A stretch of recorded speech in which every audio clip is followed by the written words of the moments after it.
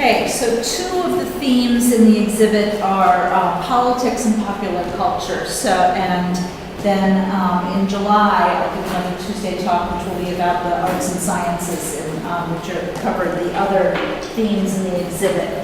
And before I go too far, I wanted to say that we won't have a catalog, but we will have a website for this exhibit. It'll launch soon. If you follow us on Facebook or Instagram, you can get the announcement, or you can just keep trying every few weeks. As I said, the next Tuesday talk I'll give will be in July, and that'll be about other aspects of the exhibit.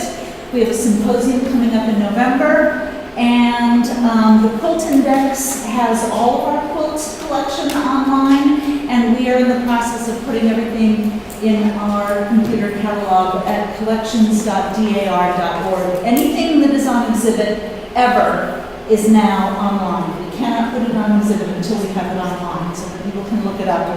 And many other things are online too. So I have about, I think, 80 of the circa 300 quilts up so far, and we continue to add to them. All right. Turning this right side up would help. So, my talk's title refers to celebrities, but I want to look at current events in popular culture more generally, along with the politics. So I'm going to start with the earliest quilt in the exhibit, which is this whole cloth. It doesn't look very exciting. The toile scenes kind of blend into a blur from a distance, and when you get close up, you just see a bunch of scenes with this gangly, bewigged dude on a skinny horse. It looks very funny, but it's not a recognizable story. So let you in on a joke. Dr. Syntax, In Search of the Picturesque, was a comic novel which was a bestseller in England and America. It was illustrated by Thomas Rowlandson, one of the age's leading caricaturists. In sending his unprepossessing vicar hero on his unromantic steed, Grizzle, out to search for picture-worthy landscapes, the author William Coombe mocked William Gilpin's popular books, which urged readers to take trips seeking out and sketching picturesque, dramatic landscapes, preferably ones with looming ruins of medieval buildings. This love of the spooky medieval ruin relates to the popular Gothic novels, which Austen satirized in Northanger Abbey. If you know me, I will squeeze Austen into every legend. And Gothic landscapes became popular in commercial products. You could have Gothic plates, chintzes, or you could hang a ruined church scene on your wall or copy it in a silk needlework picture. And of course, many young women did do watercolors, as William Gilpin was assuming, often in blank books where they wrote out and illustrated excerpts of their favorite poems. Here, and it's in the exhibit, is the album of poet Elizabeth Chandler, an American Quaker and abolitionist who has caught the Gothic picturesque bug enough to illustrate the first two verses of an English romantic poem praising ruins of Leiston Abbey in England. The first line of the poem reads, "Beautiful fabric even in decay," which pretty accurately describes how many of us respond to a dilapidated quilt. But of course, fabric here means the structure of the building. This line perfectly expresses the age of sensibility's love of the imperfect, the ruined, over the earlier 18th century's love for the rational, balanced, and orderly. So Dr. Syntax, bless his heart, goes off in search of the picturesque, but while trying to find the emotionally elevating, picturesque, or sublime, his mishaps get in the way. He gets chased up a tree by a bull. Here he tries to sketch a picturesque lake. And at another point, he tries to sketch a castle ruin, slips and falls into the mud. The castle is really straight out of one of Gilpin's illustrations, as you can see. These mishaps are mildly amusing, but to really enjoy them, you kind of had to know about the picturesque and Gothic fads. Dr. Syntax must have been read here, or there'd be no reason to import the fabric. The Doctor was also made into ceramics, and you'll see one blue and white plate in the exhibit. The illustration is from one of the sequels. We don't know for sure that this unknown quilt maker loved the Syntax novels specifically, but it seems unlikely she would choose the print without being in on the joke. So we can guess her quilt reflects her appreciation of several threads of pop culture of her day. And if it seems odd to put popular stories on furnishing fabrics, well, of course it continues today. Usually on children's beds, although there are grown-up Harry Potter designs, so you know, no judgment if you have a Hogwarts bedspread. Next, let's turn to politics. It may seem funny to find politics on Victorian-era quilts, since of course women were supposed to stay out of politics, because the domestic era was her sphere, their sphere, and politics were a messy, ugly, masculine business. It's still messy and ugly, but the boys have become used to us, and if they haven't, well, too darn bad. But in 1844, Henry Clay's campaign brought women out in droves. Clay was a huge figure in national politics for decades, although mostly forgotten today. He served in the House, and as Speaker of the House, he ran for president in the 1820s, the 1830s, and the 1840s, and was Secretary of State under John Quincy Adams. By 1844, he thought it was his moment, and his campaign actively reached out to women. There are a number of Clay campaign items made for the home, which would presumably have been bought by women. Clay opposed the annexation of Texas, which he feared, correctly as it turns out, would lead to war with Mexico. He figured women would support him because he wouldn't be sending their men to war. In her recent biography of First Lady Sarah Polk, Amy Greenberg records that, quote, Whig men recognized the power of women to turn out votes. In 1844, Whigs gave their female supporters unprecedented authority in the elaborate ceremonies that structured campaigns. Women paraded, attended Whig meetings, and proudly announced their support for Henry Clay. Greenberg says that Marianne Wright, the wife of the DNC's president, and by the way, boo, she referred to her as the wife of the DNC president, and I had to look up her actual name, so much for feminist history. Shame on you, Greenberg. But anyway, Marianne Wright, the wife of the DNC president, which is the opposing party, so the DNC is the opposing party to Clay, who was a Whig. So Marianne Wright said to her husband's friends, the Democrats, though my husband is a Polk man, I am a Clay man. In fact, the ladies are all Clay men. I find it interesting that they describe themselves as men, because almost by definition, if you're involved in politics, it's a masculine thing, you're a man. It's just an interesting construction. And these women could express their convictions on their quilts, as Rebecca Varnum did on this one with its 2 Henry Clay campaign ribbons from his 1844 presidential campaign. The circles show you where to look. They're hard to find on a quilt, but now if you go to the gallery, you'll know where to look. As Mrs. Wright's quote shows, women weren't necessarily parroting the opinions of the men in their lives. So we can assume Rebecca's quote reflected her own opinion. Appearing in a fair few quilts, including this one in the exhibit, is this political printed cotton in 2 colorways in the quilt. These have eagles and a portrait. A very small bust portrait of a long-faced man in a War of 1812 uniform. It's been argued both that it's Andrew Jackson and that it's William Henry Harrison. Both had portraits done in uniforms of the military careers that made them famous. Possible sources of the cotton portrait. They have remarkably similar long faces, long noses, pointy chins, big ears, and similar hair. But we have other printed cottons with Harrison identified, all with the same clothing details: buttoned-up coat, black neck stock, elaborate gold embroidered trim on the jacket, and a clump of hair on the on the forehead, just like the portrait.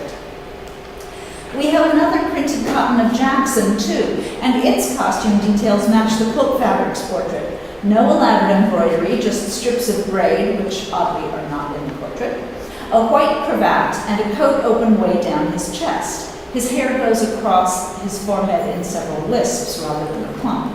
It's hard to discern in the print from the quilt, but the larger scale cotton portrait also has these features. A last piece of evidence is a dress in private hands, which I begged to borrow from the exhibit and could not get. It's definitely from the 1820s, not 1840, when Harrison was running. Harrison was not on the public stage yet in the 1820s when Jackson was running. He'd have had no reason to get fabric printed out to promote himself. The dress is in Jackson's home turf of Tennessee, not conclusive, but suggestive, as he had lots of support there. So I'm going to call this a Jackson print. It's worth noting that these prints with Jackson on them are, as far as I can determine, the first time a cotton print or any other commercial product is used for a campaign. So why is that? It turns out the election of 1828 marked a big shift in the electoral process. In 1824, about half the 24 states did not put the candidates to a popular vote. In most cases, the state legislature decided on the electors of the Electoral College. But by 1828, only 3 states still did that. Many more had a popular vote, and a few had a combination of electors selected by popular vote and by the legislature. It's kind of interesting how today we're seeing states going back to deciding individually how they're going to participate in the Electoral College. I had no idea until I was doing this research and then juxtaposed with current events that states could really kind of make up their minds about that. So prior to 1828, it would have been pointless to reach out to individual voters, but now suddenly it was an important part of your strategy. So it makes sense that printed cottons and other items are now being marketed. Some of these here may be from the presidency, but we do know he used many campaign items. Jackson was especially motivated in 1828 and before because he had just founded the new Democratic Party after being cheated out of the presidency. 4 candidates ran in 1824, and Jackson won both the popular vote and the electoral vote, but not a majority. The race went to the House, and Henry Clay went to John Quincy Adams, the other major contender, and struck what is known today in the history books as the corrupt bargain. I'll throw my support to you if you make me Secretary of State, which then was generally the precursor to the presidency. And that, my friends, is how we got John Quincy Adams and a very embittered and motivated Andrew Jackson founding the Democratic Party and practically walking straight from Congress to the nearest calico printer. Another type of partisan quilt we see is designs with names like Whig's Defeat, Whig Rose, and Polk's Fancy. The Whig Party took its name from the British Whigs who supported Parliament over the King. American Whigs supported the powers of Congress over, quote, King Andrew Jackson, whom they felt was overstepping his powers. Plus ça change. But we should be careful in assuming that makers of quilts in these designs were actually expressing political allegiances. Now, Terry Klassen began her study of Polk's Fancy design with one quilt, not the one pictured here, which I couldn't find a color picture of, which was documented to southern Indiana, a heavily pro-Polk district, and which was definitely made during Polk's presidency. The name was also documented by the family. That is, they knew it as Polk's Fancy. Here, the association between name and pattern is early enough that when found in a heavily Democratic area supporting Polk at the beginning of the Mexican War, and Klassen also found quite a few more of this design in that area, we can make a case that it was very likely meant as a political statement. But sometimes patterns were in use long after their political inspiration, and some patterns were named by marketers in the 20th century. If the quilt was created decades after the end of the Whig Party's existence, or Polk's tenure, it's unlikely that a quilt with one of those names is an expression of women's political leanings, but rather it's just a continuation of a regional preference for a pattern divorced from its original meaning. Aside from politics, let's look at some other people showing up on quilts. Several Baltimore album quilts commemorate Mexican War heroes. Marylanders signed up in droves to fight in the Mexican War and contributed at least one war hero, Samuel Ringgold, who is seen here in an album quilt and in the print which was in inspiration. When we see cacti in Alden quilt blocks, these are also related to the Mexican War. It seems these plants were brought back from Mexico and Texas. Not that they'd never been seen before by botanists, but they were new to the average American. So in a way, these are a reflection of current events too. In the Civil War years, of course, we see patriotic designs. One famous one is that printed in Peterson's magazine in 1861, which Jean Podetz brilliantly documented as representing the flag flying over Fort Sumter. The flag was saved when the fort fell to the Confederates, and it was sent around the country to rouse support and encourage enlistment, and its picture was widely circulated and familiar. So when Peterson's Ladies magazine printed this half design for a bedspread, everyone would know what it represented, not just an abstract variation on the American flag, but an interpretation of that exact flag. Numerous versions survive. This one's star count includes the South and the border and just the Unions in the center. I don't want to get much into patriotism and war quilts because obviously when we go to war, women will express their support of quilts. I mention the Fort Sumter flag because it shows awareness of the details of the specific current event. Also on the clay quilt we saw before are scraps of 2 mid-century temperance movement ribbons, and if you can find them on the quilts, you get a prize. I always forget. They're down near the bottom, in one of the bottom borders. The temperance movement really took off later in the century, however, with the Women's Christian Temperance Union striving to outlaw alcohol altogether, eventually, of course, succeeding with the 18th Amendment. This quilt in the exhibit may have been hung up at meetings and conventions. The 4 center squares have names of presumably local chapter leaders from the Beaver Falls, Pennsylvania area. There are a number of quilt designs which have been associated with the WCTU, but some of these connections are apocryphal. Drunkard's Path here is said to suggest the staggering path of a drunk, which actually is pretty funny. And it supposedly indicates a WCTU quilt, whether for fundraising or just as an individual's support of the movement. I've put the basic components of the design in the corner there, and you can see how you could arrange them in many different ways. This one's embroidered signatures do suggest a fundraising quilt. You paid to have them embroider your name, and then you raise more money by raffling it off. But unless someone has researched this quilt's names to find that these are all WCTU members, we really can't say it's a WCTU quilt. It may just be any old church's fundraising quilt. Quilts with a variety of T-shaped designs have also been called temperance quilts, but again, without evidence, you can't assume it. This one is obviously very clear. Blue and white were associated with the WCTU, white for purity and blue represented water, the purest drink. Supporters were supposed to wear a distinctive blue badge to demonstrate commitment to temperance.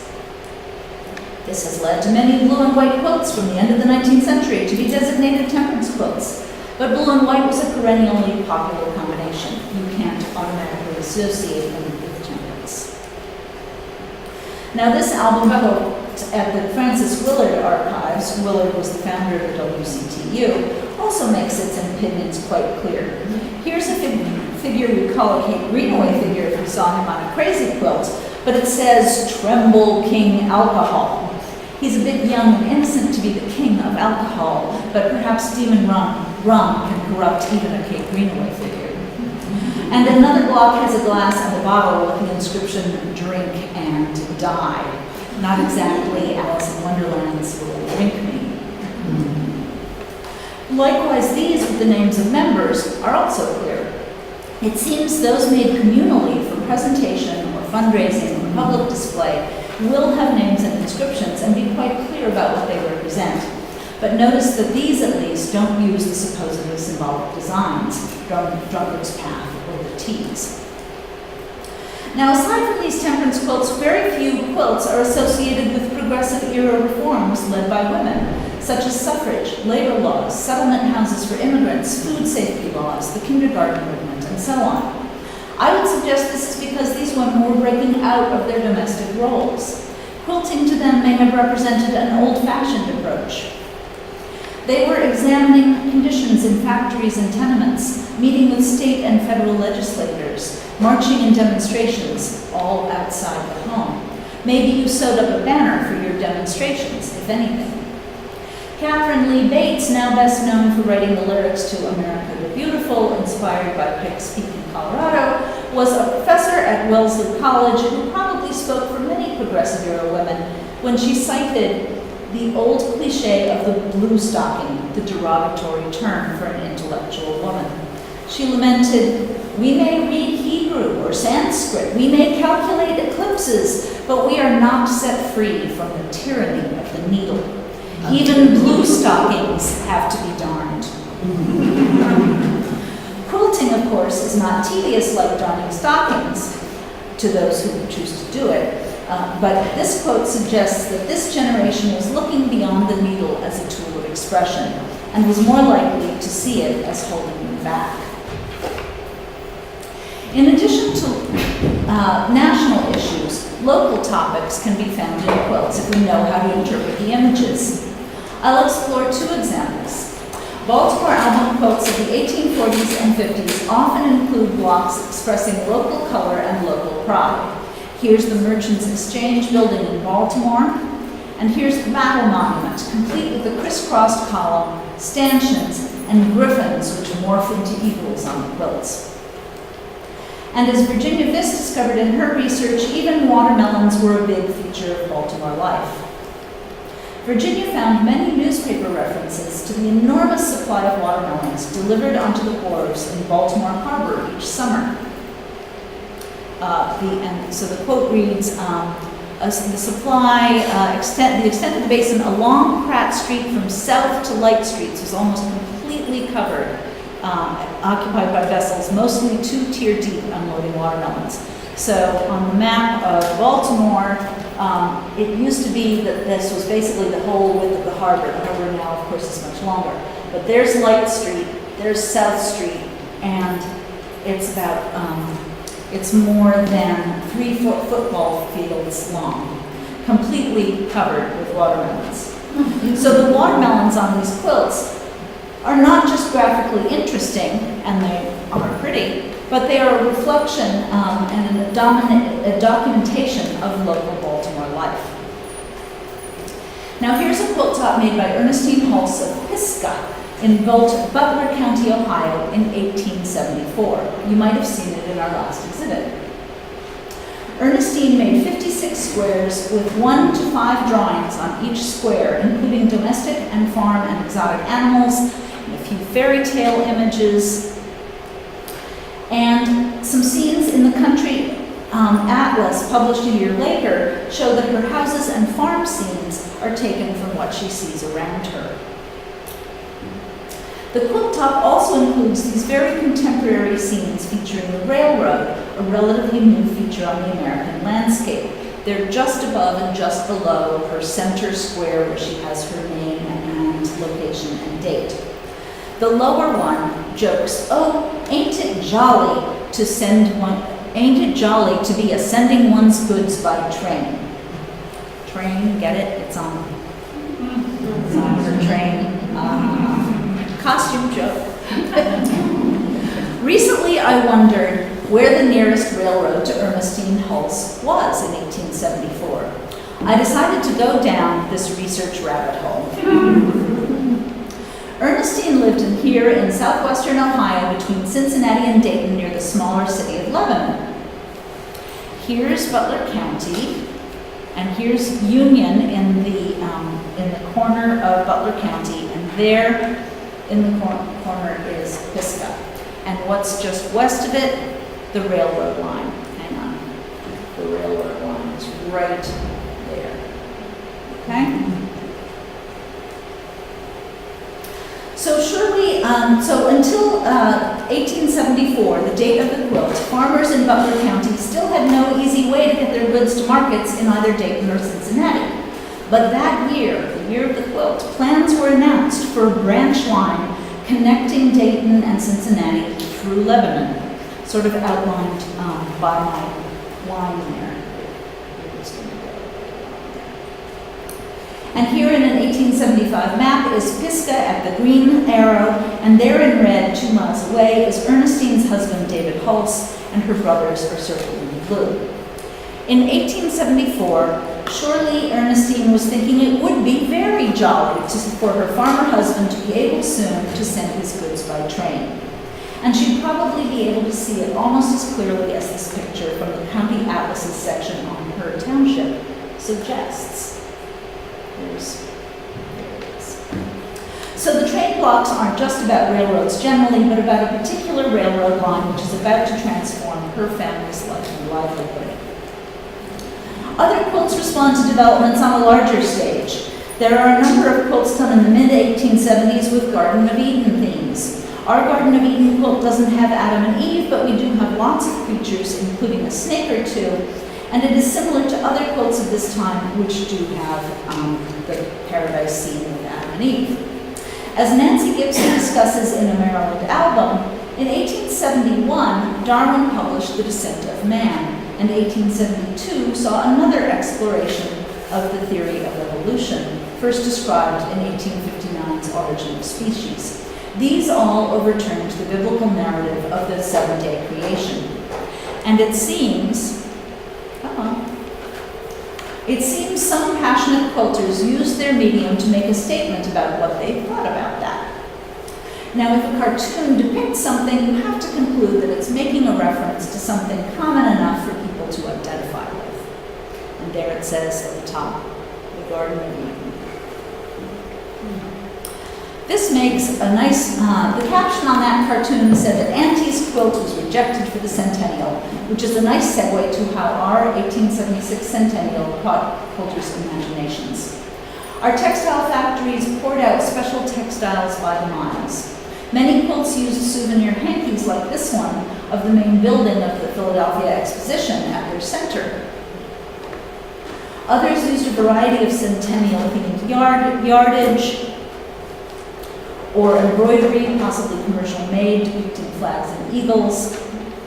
While Cynthia Eaton may have deliberately revived a mostly defunct oldie-timey technique of candle-licking for her nod to the centennial. We can guess that Mary Stowe attended and loved the exposition, as she includes an abundance of kerchiefs and yardage with exposition images and patriotic and historic themes. It's estimated that 1/5 of Americans attended the centennial. And remember, it's happening in Philadelphia, and we're extending all the way to California at this point. Although I wonder whether that number of ticket sales accounts for multiple visits, like blockbuster movies, which sell X million tickets, but how many of those were the teenage boys who saw it like 20 times the first weekend? However, the centennial certainly brought in millions of visitors who came from around the country and went home to tell their book clubs or cultural improvement clubs or church groups about all the wonders they saw, since the exhibits exposed provincial Americans to modern innovations and foreign cultures. Another, and actually on the crazy quilt is a little ribbon that shows the same building as the kerchief. Which brings us to one exhibit which had huge effect on quilts of the next 2 decades, the Japanese exhibit. Japan had been forced to open itself up to the West several decades earlier, but the average American was introduced to its arts at the centennial. Photos of that display show that ceramics, statues, screens, and fans were all part of the exhibit. Atlantic Monthly said that the clean lines of Japanese design made everything else look commonplace and vulgar.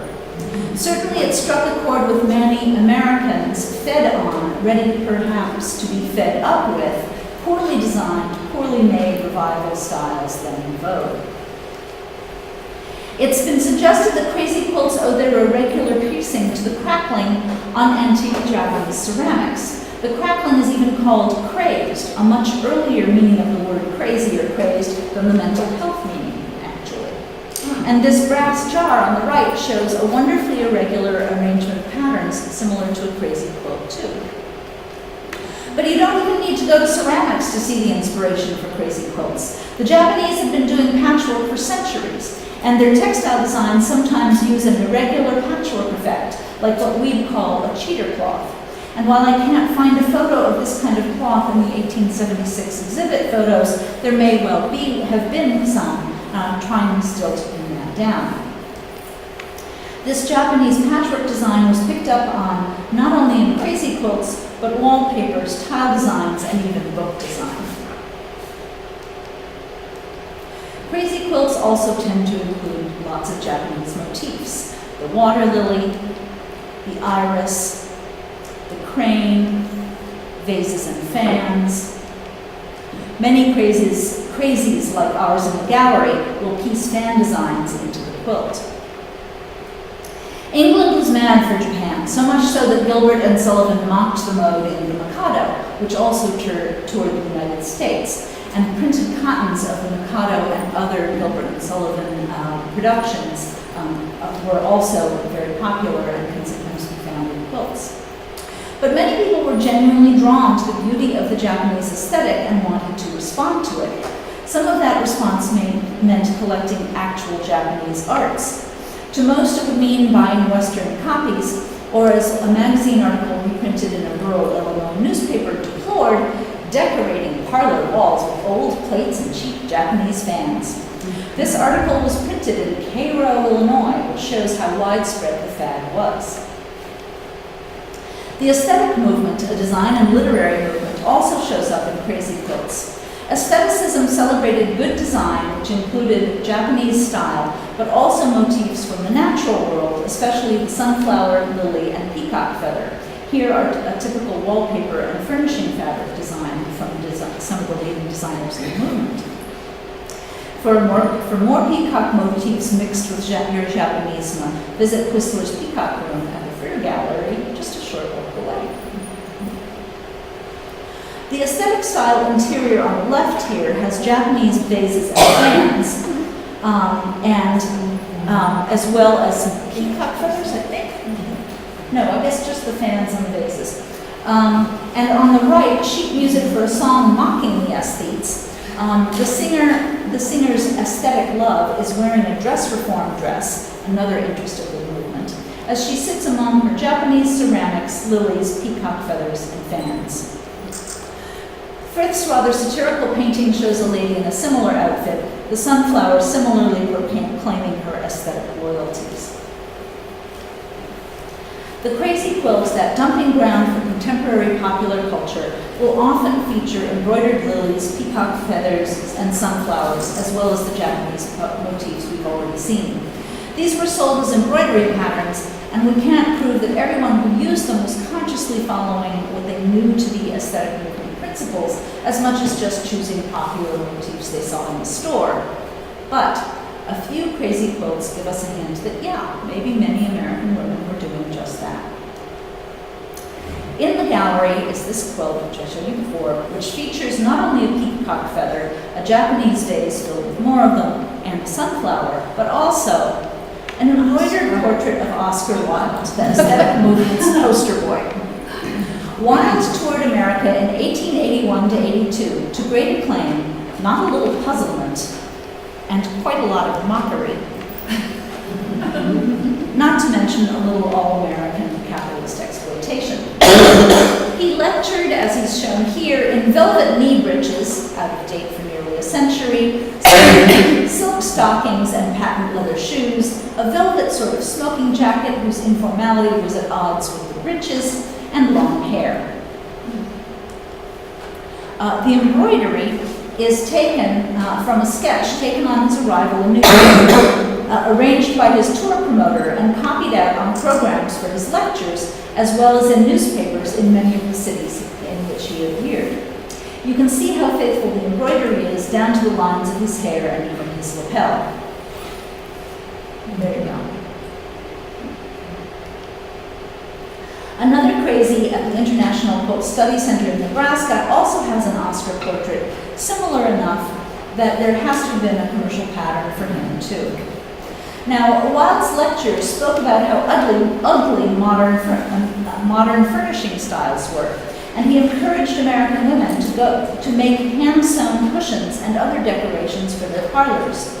And lo, they went and did likewise, making crazy quilts by the thousands.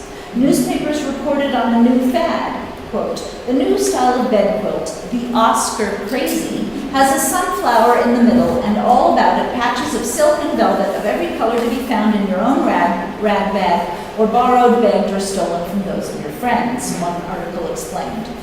A Godey's Ladies magazine article on patchwork said, an aesthetic tone is given if a sunflower is placed in the middle of each square, and it is probably this edition which has led to the work being called the Oscar patchwork. Another article said, such is fame. Oscar Wilde is immortalized in silk quilts to be handed down to generations yet unborn, that would be us, as heirlooms of what Grandmama did when she was a girl. And yet we've actually lost this connection between crazies and Oscar Wilde. I've been talking lately with Barbara Brackman, whose expertise on quilt history is unparalleled, and Louise Tiemann, a quilt collector and expert on embroidery patterns of this period, who's here today, and brought her Oscar Wilde Crazy to show me, and I'm indebted to her for the quotes I used above. The three of us have been sharing information about Oscar's tour and Oscar on quilts, and we've come to think that Wilde's tour may have been the real impetus for the start of crazy quilts, not just the centennial.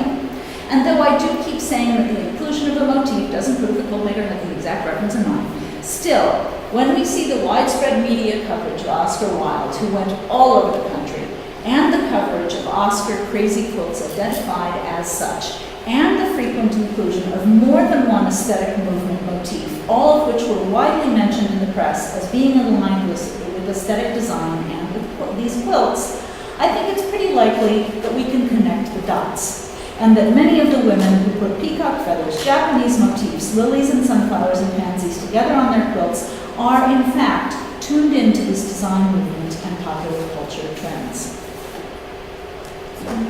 There we go. I just want to call your attention to the exhibit's other crazy quilt, which has somewhat less common motifs. And again, when you go to the gallery, look for what I've circled there. The fad I refer to as contemporary sports fads. The importing couple on this tricycle is from another crazy in our collection, so don't go looking for it downstairs. The bicycle was a huge new fad of the 1880s. It allowed men and women to go tooling off in mixed groups, away from the chaperones, woohoo! And just imagine how exciting the speed must have been and how liberating it must have felt. If you couldn't afford a bike, you might try roller skates, another huge fad at the time. Practically every city in town built roller rinks since sidewalks and roads were less than ideal for skates. On the left side near the bike, you'll see this skate. Now I'll just end with the one 20th century quilt in the exhibit. It's got embroidered figures and scenes from the kidnapping of aviator Charles Lindbergh's son in 1932, taken from nationally published photos in the press. Here's the police using the ladder that was used to recreate how the crime occurred. And here are images taken from earlier photo ops of the baby. Lindbergh and his wife were a celebrity couple, so there was huge interest in their lives. The baby's first birthday had reporters attending, and you can see him with his little birthday cake there. And here are old photos that would be reprinted in the press at the time of Anne Morrow Lindbergh, a well-known poet in her own right, and Charles Lindbergh. A paparazzo picture of the nanny walking the baby in a pram, reprinted after the kidnapping also, and a photo of the nanny, also in the press.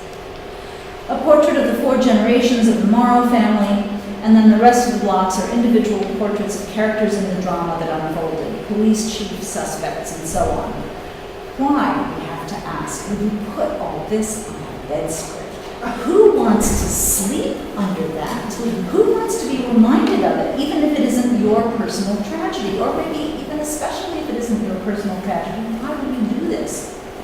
This story gripped the nation. It's too sad to even try to imagine a comparably famous family today undergoing this trauma. I can't even think of, imagine if X family had this happen. It's too horrible to even say. But quilts are made for many reasons, including to process tragedy and loss. Not long ago, thousands of people, whether they'd been quilters before or not, made quilts in memory of loved ones lost to AIDS. And more recently, many quilters responded to 9/11 by making quilts. It's not so much about the resulting work, but about using the process of making it to process the shock and grief. As you stitch, you reflect. And afterwards, you have a testimonial, a memorial. So as you look at the quilts in the gallery, or others which reflect trends and events of their day, think how they connect to how we respond to such things today, in quilts and in other aspects of life and art. Thank you.